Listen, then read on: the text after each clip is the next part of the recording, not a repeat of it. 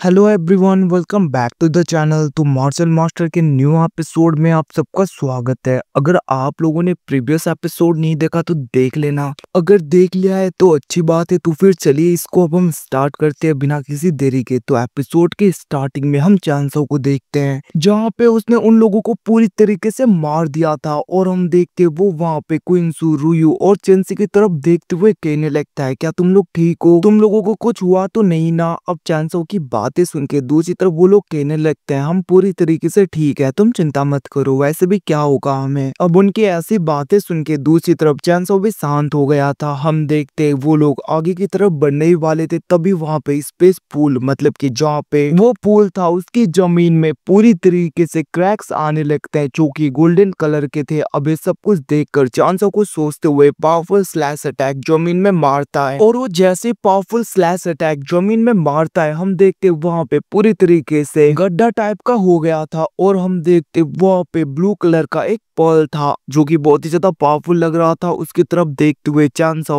कहने लगता है, ऐसा लग रहा है कि ये स्पेस पूल का कोर है, और इसी की बदौलत स्पेस पूल में इतना ज्यादा स्पिरिचुअल एनर्जी था। सच में हमारे हाथ में तो बहुत ही ज्यादा रियर ट्रेजर मिल गया। अगर ये मुझे मिल जाए, ये पर्ल मुझे मिल जाए तो बहुत ही आसानी होगी। ये सब कुछ सोचते हुए हम देखते वहां पे चांसो उसे लेने के लिए उसकी तरफ बढ़ता है। बहुत ही ज्यादा स्पीड में जा रहा था, और वो जैसे उस पर्ल को पकड़ने वाला था, उस ब्लू पर्ल के अंदर से बहुत ही ज्यादा एनर्जी निकलता है। हम देखते वहां पे चांसो दूर हो जाता है, इवन की वो तो वहां पे उस पर्ल को टच भी नहीं कर पाता। ये सब कुछ देख के चांसो कहने लगता है, ऐसा लग रहा है इसके अंदर बहुत ही ज्यादा एनर्जी है। इवन की जैसे ही मैंने इसे टच किया मेरे हाथों में क्रैक आने स्टार्ट हो गए, तो मुझे जैसे भी करके इसे निकालना तो होगा, क्यों ना मैं डिवाइन जेट का यूज करूं। इतना कहते हुए हम देखते वो वहां पे अपने उस डिवाइन जेट स्लिप को बाहर निकालता है जहाँ पे वो इसका यूज करने वाला था। अब चांसो जैसे ही उसे पकड़ता है, हम देखते जेट स्लिप के अंदर से जो एनर्जी निकल रहा था उसकी वजह से उस पॉल के अंदर बहुत ही ज्यादा हलचल आने लगता है, और हम देखते उसने वहां पे एक मछली का फॉर्म ले लिया था, और वो इधर उधर जाने लगता है, इधर उधर उड़ रहा था। ये सब कुछ देखकर दूसरी तरफ रुयू, क्विंसू और वहां पे चेंसी तो पूरी तरीके से शॉक हो गए थे। इवन कि वहां पे तो चांसो को भी समझ नहीं आ रहा था आखिरकार क्या हो रहा है। बट हम देखते वो स्पिरिचुअल पॉल पूरी तरीके से मछली का रूप लेकर जेट स्लिप के अंदर चला जाता है, मतलब कि वो उसके अंदर चला गया था खुद ब खुद। दूसरी तरफ चांसो भी उसे देखने लगता है, जहाँ पे वो देखता है कि उस स्पेस पॉल की वजह से अंदर एक दूसरा डायमेंशन ओपन हो गया था, मतलब कि एक दूसरी दुनिया बन गई थी। ये सब कुछ देखते हुए वहां पे चांसो पूरी तरीके से शॉक हो जाता है। वो कहने लगता है, मैंने सोचा नहीं था कि ये इतना ज्यादा पावरफुल होगा, कि इसने तो एक दूसरा ही दुनिया खोल दिया अंदर। ये सब कुछ कहते हुए हम देखते वहां पे चांसो नीचे आ जाता है, और वहां पे उन तीनों को कहने लगता है, अब हमें यहाँ से पहले निकल जाना चाहिए। इतना कहते हुए हम देखते वो लोग वहां से चले जाते, तभी हम वहां पे किसी के स्पिरिचुअल फॉर्म को देखते, मतलब कि कोई अपने सी ऑफ कॉन्शियसनेस का यूज करते हुए उस जगह पे अपने स्पेस सिग्नल को सेंड करता है, और हम देखते वो एनर्जी वहां पे इधर उधर घूमने लगता है, चारों तरफ जा रहा था, सब जगह चेक कर रहा था, और हम देखते वो स्पिरिचुअल एनर्जी वापस चली जाती है, जहाँ पे हम एक ओल्ड मैन को देखते जिसका नाम यहाँ पे एल्डर फे होता है। तभी हम देखते वहां पे वो ओल्ड मैन कहने लगता है, जिसने भी हमारे डिसाइपल को मारा उसके पास में थंडर एनर्जी है, थंडर ब्लड लाइन। क्योंकि जैसे मैंने चेक किया मैंने देखा कि वहां पे थंडर एनर्जी बहुत ही ज्यादा बड़ा बड़ा है। उनकी बातें सुन के दूसरी तरफ हम देखते दूसरा एल्डर कहने लगता है, इसका मतलब हमारे यंग मास्टर को जिसने मारा वो स्वान युआन एम्पायर से बिलोंग करता है, और वो फेंगली है क्योंकि उसी के पास में thunder and lightning blood line थी। हम देखते वो बंदा कहने लगता है, पर मास्टर मुझे जहाँ तक पता है हमारे फैमिली और स्वान युआन एम्पायर के बीच में तो अच्छा रिलेशन है ना, तो फिर आखिरकार उन लोगों ने ऐसा क्यों किया? ऐसी क्या बात हो गई कि उन लोगों ने हमारे डिसाइपल्स को मारा? अब उसकी बातें सुन के वो एल्डर कहने लगता है, अभी तक पूरा प्रूफ नहीं है कि ये सब कुछ उन्होंने ही किया है, तो हमें बस यहाँ पे अच्छी तरीके से इन्वेस्टिगेशन करना होगा। वहीं पे दूसरी तरफ लोग बातें करने लगते हैं, क्या सच में स्वान युआन एम्पायर के लोगों ने ये सब कुछ किया? डिसाइपल की बातें सुन के वहाँ पे वो एल्डर कहने लगता है, तुम लोग चिंता मत करो, सबसे पहले हम जिस काम के लिए आए हैं उसे कंप्लीट करते हैं, उसके बाद में मैं अच्छी तरीके से इन्वेस्टिगेट करूंगा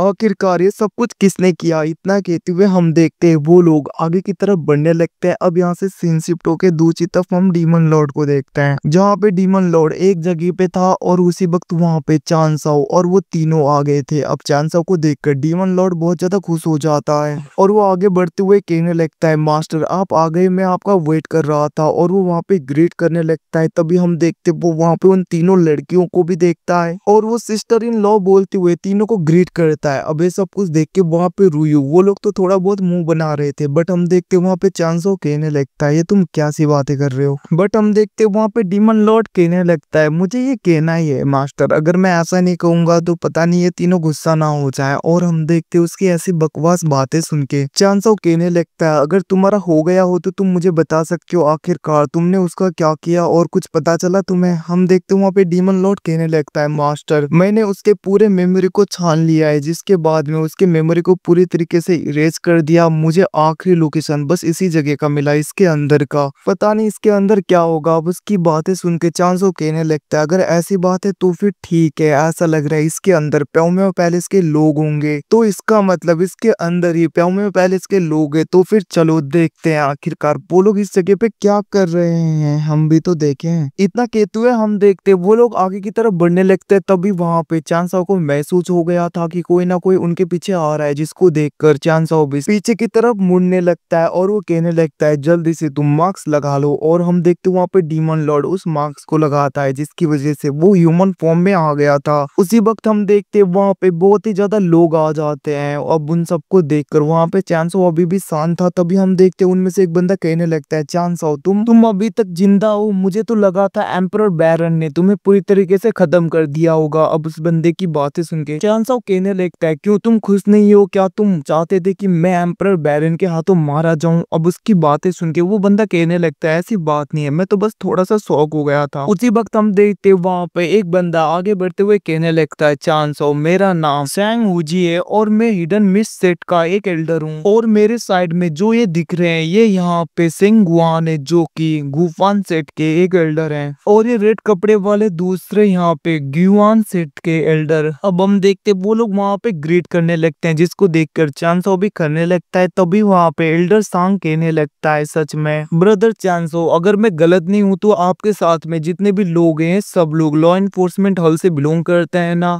अब वहाँ पे लॉ इन्फोर्समेंट हॉल का नाम सुन के वो सब लोग, वो सारे एल्डर बहुत ज्यादा घबरा गए थे, मतलब शौक पड़ जाते हैं। तभी हम देखते वहाँ पे वो एल्डर सांग कहने लगता है, वैसे मैं एक बात से कंफ्यूज हूँ, ये काले कपड़े में कौन है, इन्हें तो मैंने कभी नहीं देखा। उसकी बातें सुन के दूसरी तरफ रूयू कहने लगती है, ऐसा लग रहा है एल्डर सांग आप यहाँ पे बहुत ही ज्यादा पोलाइट हो रहे हो। वैसे मैं आपको बता दूं, ये काले कपड़े लगाने वाले जो भी सीनियर है वो हमारे लॉ इन्फोर्समेंट हॉल के एक सीनियर है। रूयू की ऐसी बातें सुन के वो सब एल्डर वहाँ पे डीमन लॉर्ड को ग्रीट करने लगते हैं। वो लोग कहने लगते हैं, सीनियर आपसे मिलके अच्छा लगा। हम देखते वहाँ पे वो एल्डर कहने लगता है, ब्रदर चांसो आप लोग भी इसी के अंदर जा रहे हो ना, क्यों ना हम लोग साथ में चले। अब उसके इतना कहती है, एपिसोड यहीं पे खत्म होता है। Thanks for watching, bye see you again guys, मिलते हैं अगले एपिसोड में, तब तक के लिए टेक केयर।